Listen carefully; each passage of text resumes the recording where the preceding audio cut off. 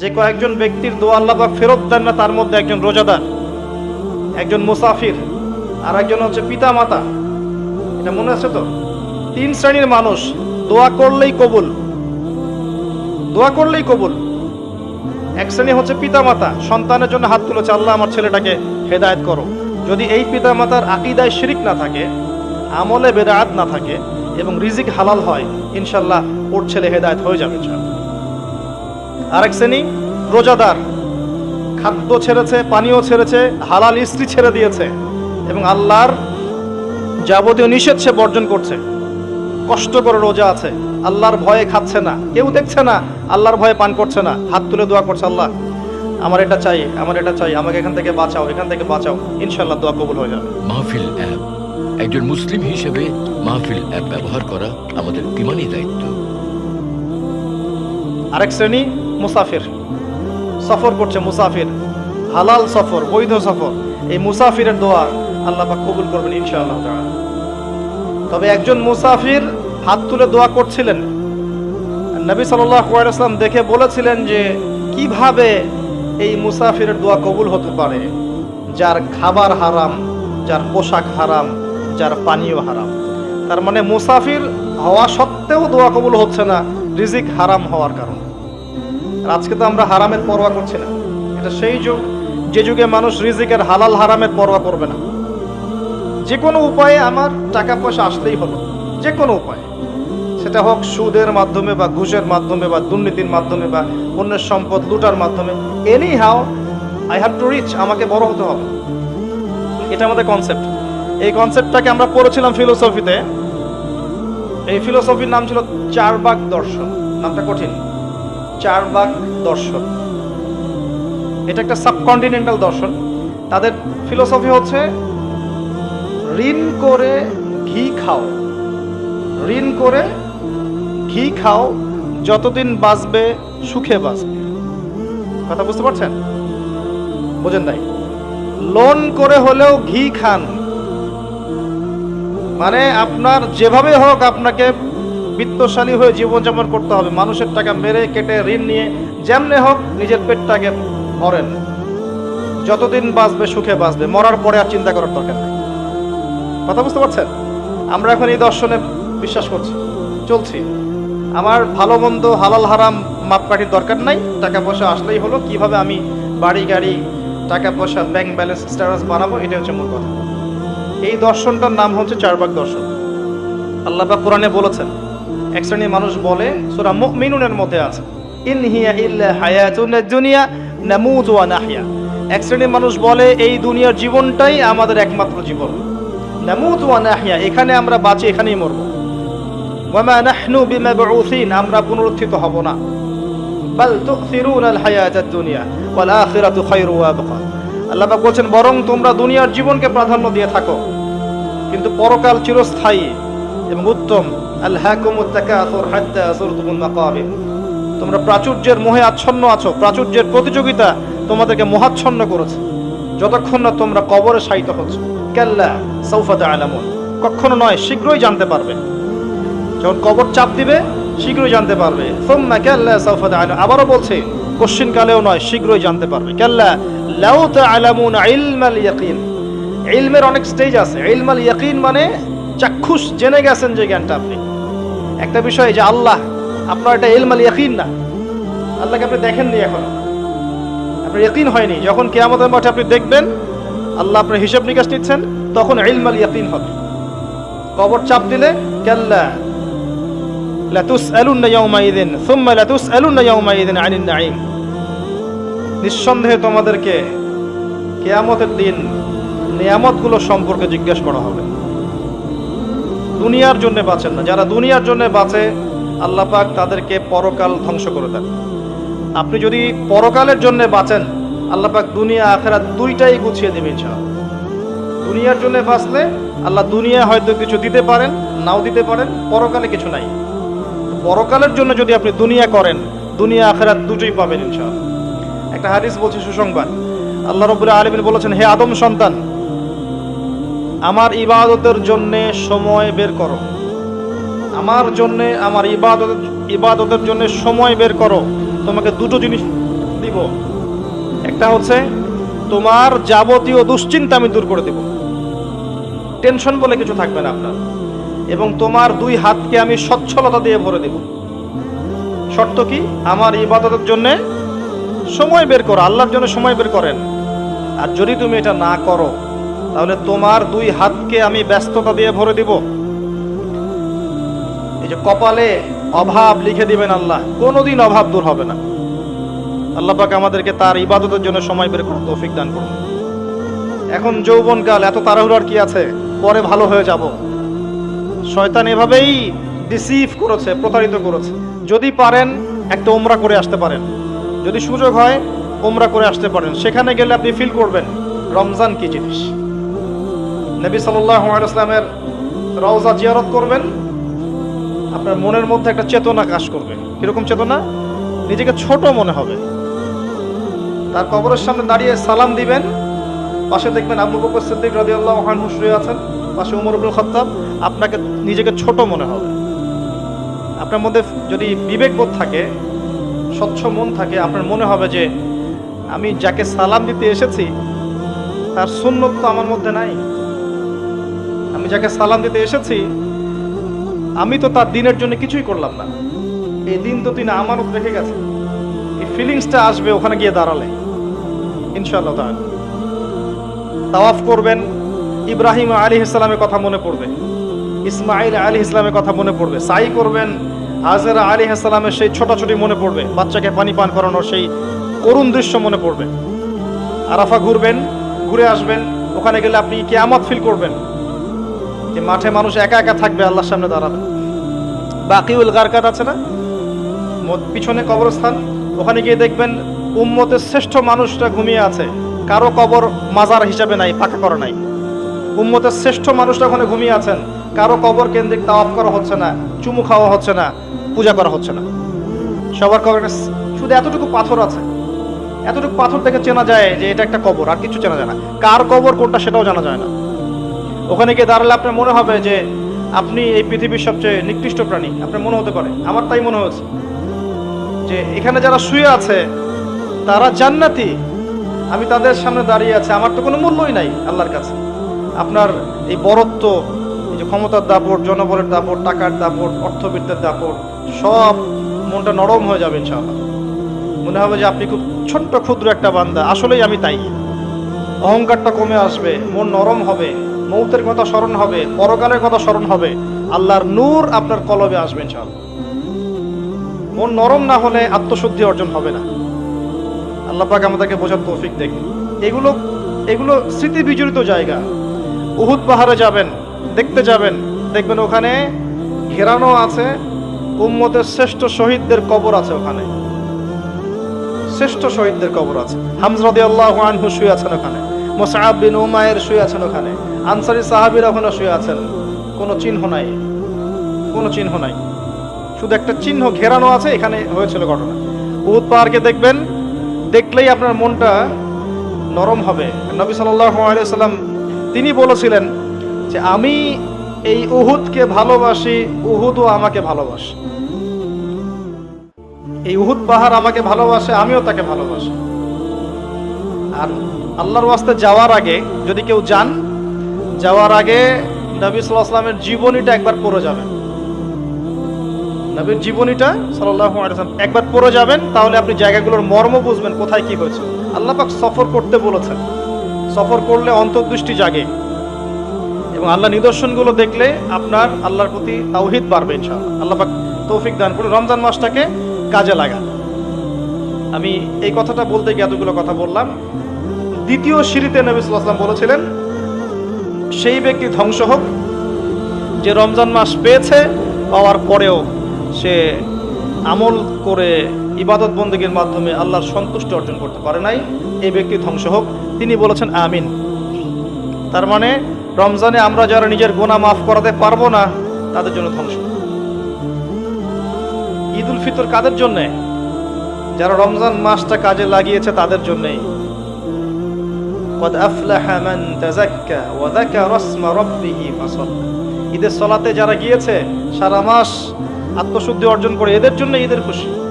লৌকিকতা ছেড়ে দেন। এই রমজান মাসে চেষ্টা করেন যে ইমাম সাহেব যারা আছেন, মুয়াজ্জিন যারা আছেন, সমাজের যে মানুষগুলো সত্যিকারের মিসকিন, এরা তো মানুষের কাছে অভাবের কথা বলতে পারে না। বিত্তবানদের উচিত তাদের দায়িত্ব নেওয়া, তাদের সমস্যাগুলো বোঝা। খেয়াল করে দেখবেন, দুনিয়ার ফাসেক, জালেম, মুনাফিক রমজান মাসে এমন দাপট দেখাবে ইসলামিক সোসাইটির মধ্যে, মনে হবে এরা কতই না বড় পরহেজগার। এই লৌকিকতাগুলো ছেড়ে দেয়। আরেকটা বিষয় বলবো, শুধু এটা বলে আমি অন্য টপিকে যাচ্ছি। শুধুমাত্র খাওয়া আর পান করা এটা ছেড়ে দেওয়ার নামই কিন্তু রোজা নয়। যে রোজা রেখেছে মিথ্যা বলেছে, রোজা হবে না। রোজা রেখেছে কারো গীবত করেছে, রোজা ভেঙে যাবে। রোজা রেখেছে সুদ খাচ্ছে, জেনা করছে, বান্ধবীর সাথে ডেটিং করছে, পর্নোগ্রাফি দেখছে, আবার রোজা খুলেই দেখবেন বিড়িতে টান মারছে।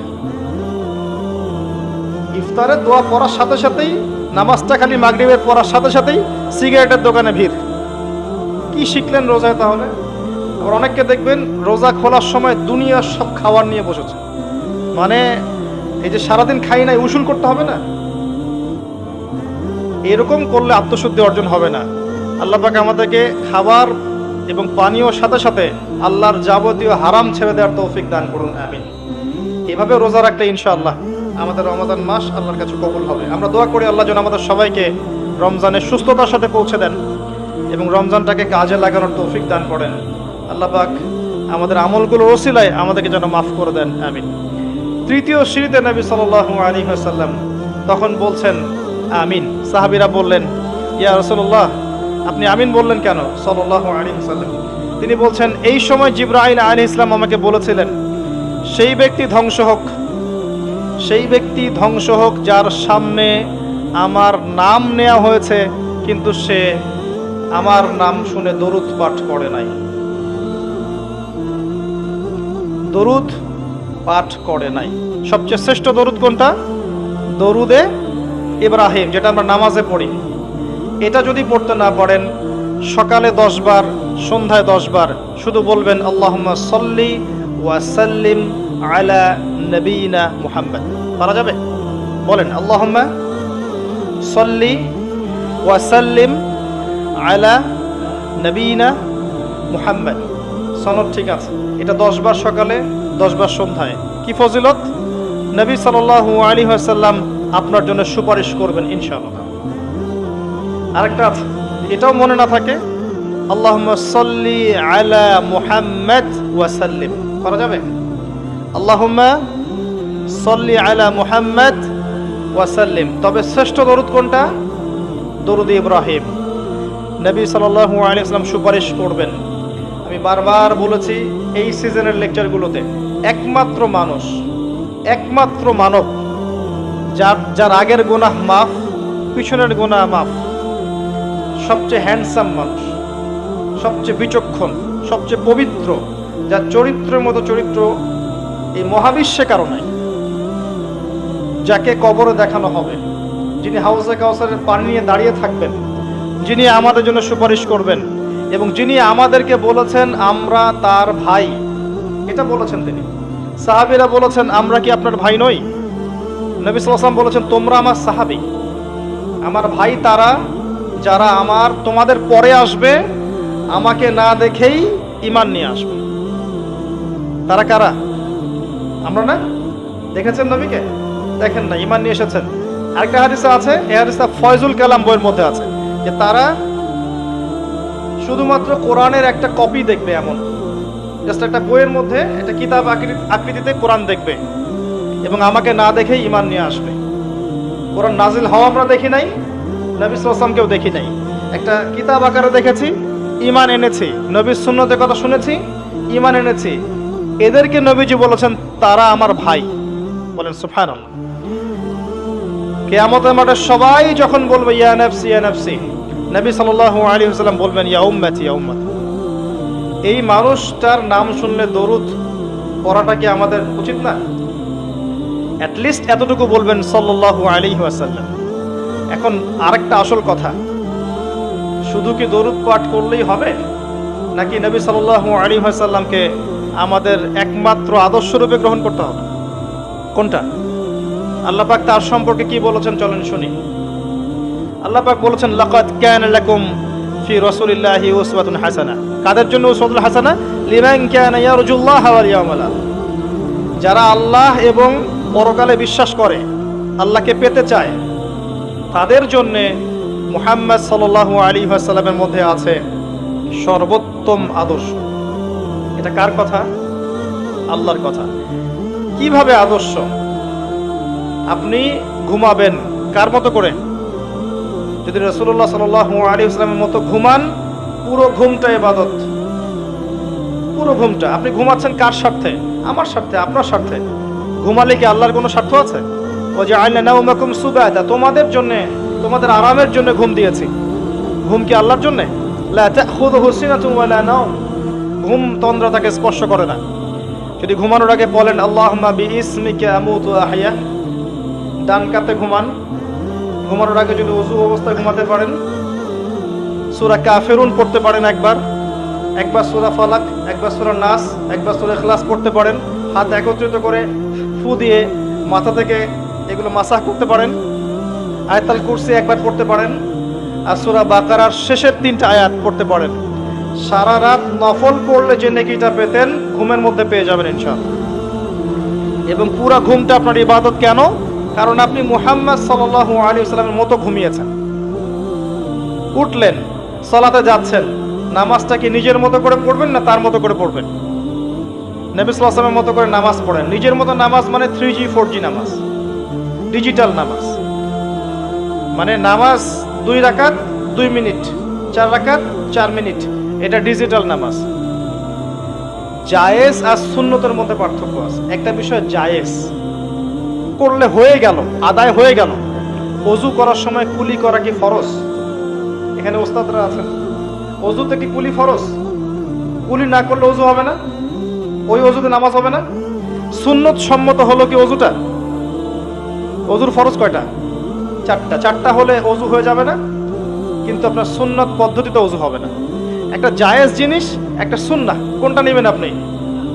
সুন্নাহ। এটাই উসওয়াতুল হাসানাহ। নামাজ পড়ছেন, আদায় হয়তো হয়ে যাচ্ছে, রুকু করছেন, সিজদা করছেন, আদায় হয়তো হয়ে যাচ্ছে, কিন্তু নবীর সুন্নাহ মতো হচ্ছে না। ধীর স্থিরভাবে একদম রিল্যাক্সে প্রশান্তির সাথে এই নামাজটা কিন্তু হচ্ছে না। আর এই নামাজ নবীর সুন্নাহ মতো হচ্ছে না বলেই এই নামাজ আমাদেরকে পাপ থেকে দূরে রাখতে পারছে না। কারণ কথা ছিল এমন যে ইন্নাস সালাতা তানহা আনিল ফাহশাই ওয়াল মুনকার ওয়ালা যিকরুল্লাহি আকবার, নামাজ নিশ্চয়ই, নামাজ সমস্ত পাপ থেকে দূরে রাখবে। তাহলে জনাব অমুক সাহেব মসজিদে একজন পাক্কা মুসল্লি, অর্থনৈতিক জীবনে পাক্কা সুদখোর কেমন করে হচ্ছে? কেমন করে হচ্ছে? বিকজ তার নামাজ নবীর পদ্ধতিতে হচ্ছে না। অতএব নামাজ রাসূলুল্লাহ সাল্লাল্লাহু আলাইহি ওয়াসাল্লামের মতো স্থিরভাবে পড়েন। এরপর জিকির করেন তার সুন্নাহ মোতাবেক। খাবার খাবেন, সকালবেলা ব্রেকফাস্ট করবেন তার সুন্নাহ মোতাবেক। ওই যে বললাম, আমার কাছে খাবারের সুন্নাহ খুঁজতে আসবেন। খাবারের সুন্নাহ হাদিসের মধ্যে আছে, বাস্তবতায় খুব একটা নাই। বাস্তবতায় খাবারের সুন্নাহ খুব একটা নাই। কিছু কিছু বিষয় আছে কোরআন হাদিসে আছে বটে, বাস্তবতায় এগুলো খুব একটা পাবেন না। কোরআন সুন্নায় আছে বটে, বাস্তবতায় খুব একটা পাবেন না। এখন খাবারের সুন্নাহটা এমন হয়ে গেছে অনেকটা। তারপরে দেখবেন আপনি পোশাক পরছেন, কার সুন্নাহ মতো পড়বেন? পোশাক পরার সময় তার মতো করে দোয়া পড়ে পড়বেন। বাথরুমে যাবেন, ইস্তেঞ্জা করবেন, কার সুন্নাহ মোতাবেক করবেন। এরপরে আপনি ব্যবসায় যাবেন, চাকরিতে যাবেন, দায়িত্ব পালন করতে যাবেন, পড়াশোনা করতে যাবেন, পরিবারের কাছে ফিরে আসবেন, এই প্রতিটা কাজে কার সুন্নাহ ফলো করবেন? যদি নবী সাল্লাল্লাহু আলাইহি ওয়াসাল্লামের সুন্নাহ ফলো করতে পারেন, আপনার পুরো জীবনটাই হবে ইবাদত ইনশাআল্লাহ। এটাই হচ্ছে সেই আয়াতের ব্যাখ্যা। আল্লাহ পাক যেখানে বলেছেন ওয়ামা খালাকতুল জিন্না ওয়াল ইনসা ইল্লা লিয়াবুদুন, আমি মানুষ এবং জিনকে শুধুমাত্র আমার ইবাদত করার জন্যই সৃষ্টি করেছি। প্রতিটা কাজ ইবাদত হিসেবে গণ্য হবে যদি কাজগুলো নবী সাল্লাল্লাহু আলাইহি ওয়াসাল্লামের সুন্নাহ মতো হয়, অন্যথায় আল্লাহর কাছে কবুল হবে না। আল্লাহ পাক আমাদের সবাইকে জীবনের প্রতিটা ক্ষেত্রে রাসূলুল্লাহ সাল্লাল্লাহু আলাইহি ওয়াসাল্লামের উসওয়া, আদর্শ মেনে চলার তৌফিক এনায়েত করুন, আমিন। আল্লাহ পাক সূরাতুল আলী ইমরানের 31 নম্বর আয়াতে বলেছেন, কুল ইন কুনতুম তুহিব্বুনাল্লাহ, হে নবী আপনি বলে দিন, তোমরা যদি আল্লাহর ভালোবাসা পেতে চাও। আমরা পেতে চাই? আল্লাহর ভালোবাসা পেতে চাই? নাকি ভ্যালেন্টাইন্সের ভালোবাসা পেতে চান? কার ভালোবাসা পেতে চান? ভালোবাসা নিয়ে একটা লেকচার দিয়েছি না, শুনেছেন? আমার ওই দিন এত শরীরটা খারাপ ছিল, আমি কথা বলতে পারছিলাম না ঠিক মতো। জানি না কিভাবে আমি 1.5 ঘন্টা কথা বলেছি। পরে আমি নিজেই নিজের লেকচার শুনলাম, শুনে মনে হলো যে ভালোবাসা সম্পর্কে কথাগুলা শুধু আল্লাহ মুখ দিয়ে বের করেছেন, আমি বলতে পারিনি। শোনেন, আল্লাহ ছাড়া কেউ আমাদেরকে ভালোবাসে। যারা আছে আমাদের আশপাশে, এটা হচ্ছে একটা কি বলবো, মেনে নেওয়া সম্পর্কের মতো। সম্পর্ক আছে, মহব্বত আছে, স্নেহ আছে, দয়া আছে, মায়া আছে। সত্যিকারের ভালোবাসা, ডিভাইন যে লাভ, এটা আল্লাহর পক্ষ থেকে আসে। এটা আল্লাহ ছাড়া সত্যিকার অর্থে আপনাকে কেউ ভালোবাসছে না, বরং মানুষ আপনার অবস্থানকে ভালোবাসে। আপনার অবস্থান ভালো, মানুষ আপনাকে তোলা তোলা করবে। অবস্থান খারাপ হয়ে যাক, দেখবেন আপনাকে মানুষ চিনছে না। কাছের মানুষই চিনবে না, কাছের মানুষই চিনবে না।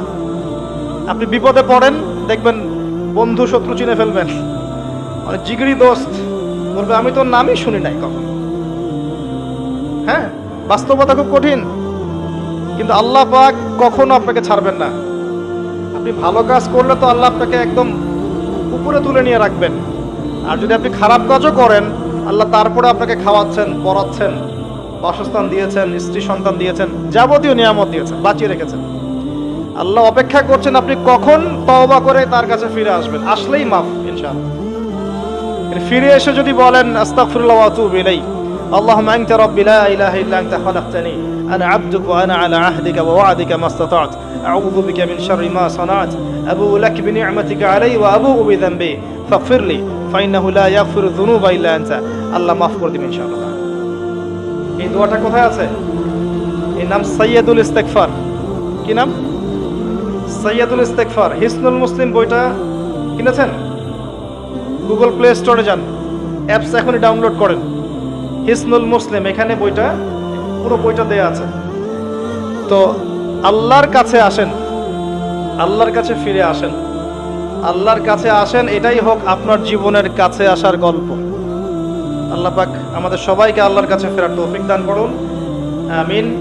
যে কথাটা বলতে গিয়ে এখানে আসলাম, যে আল্লাহ ছাড়া সত্যিকার অর্থে কিন্তু আমাদেরকে কেউ ভালোবাসে না। মানুষ মানুষের অবস্থানকে ভালোবাসে, তাই আমাদের উচিত আল্লাহকে ভালোবাসা। আল্লাহ পাক এটা হাদিসে বলেছেন যে হে আদম সন্তান, আমি তোমাকে ভালোবাসি, আর তোমার উপরে এটা আমার হক যে তুমি আমাকে ভালোবাসবে। আল্লাহকে ভালোবাসার অর্থ কি? এই যে আয়াতে আসেন, আল্লাহ বলছেন কুল ইন কুনতুম তুহিব্বুনাল্লাহ, তোমরা যদি সত্যিকার অর্থে আল্লাহকে ভালোবেসে থাকো, ফাত্তাবিউনি, মুহাম্মদ সাল্লাল্লাহু আলাইহি ওয়াসাল্লামের অনুসরণ করো। ভালোবাসার প্রমাণ দিতে হয় না? দিতে হয় না?